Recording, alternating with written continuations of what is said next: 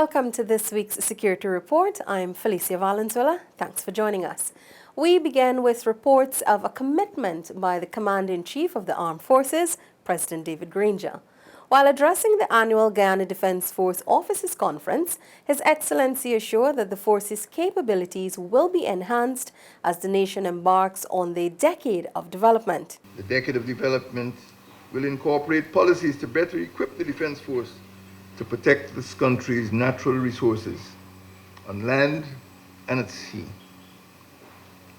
The Defence Force today, officers, is superior to what it was 5 years ago. Public confidence in its capabilities has been restored. National defense, as a consequence, has improved. These improvements will continue in the ensuing decade.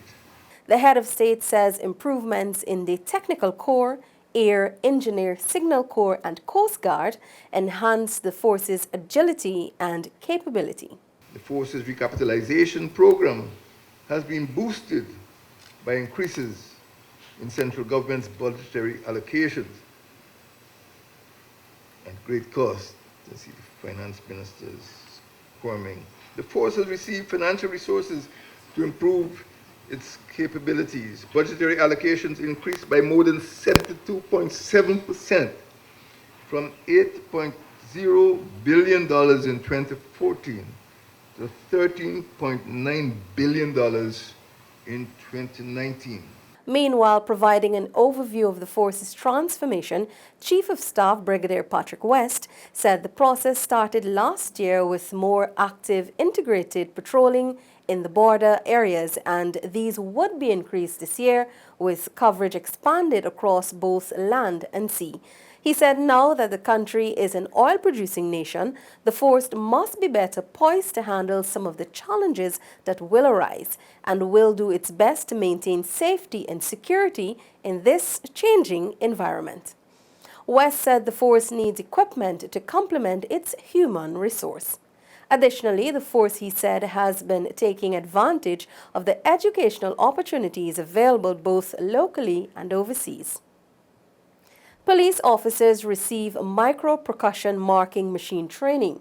18 ranks from the Guyana Police Force on Wednesday last received certificates after completing a 2-day training in marking and registration of small and light weapons using the micro-percussion marking machine. The main objective of the training is for countering illicit proliferation and trafficking of small arms and light weapons and their ammunition.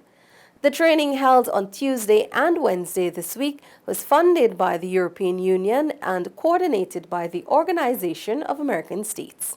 The Guyana Police Force Traffic Advisory Committee has been resuscitated after not functioning for some time.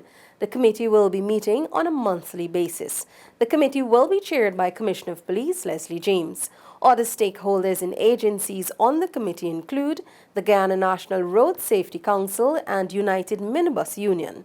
Personnel include Deputy Commissioner Administration Paul Williams, Deputy Commissioner Operations Maxine Graham, and Traffic Chief Senior Superintendent Lyndon Isles, and other key traffic officers.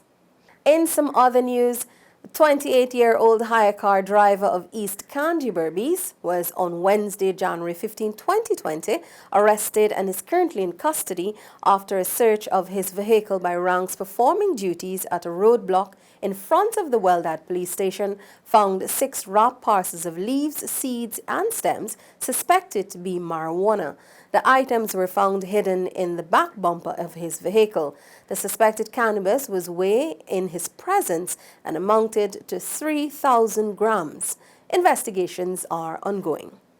On the Guyana Police Force wanted list, Errol Tapadine, also known as Buffy, Bowie, or Powie, is wanted by police for questioning in relation to murder committed on Radindra Prasad on January 12, 2020 at Nonprel, East Coast, Demerara. Anyone with information that may lead to the arrest of Errol Tapadine, also known as Buffy, Bowie, or Powie, is asked to contact the police on the telephone numbers on screen or the nearest police station. All information will be treated with the strictest confidence. And that's it for this week's Security Report. Thanks for watching.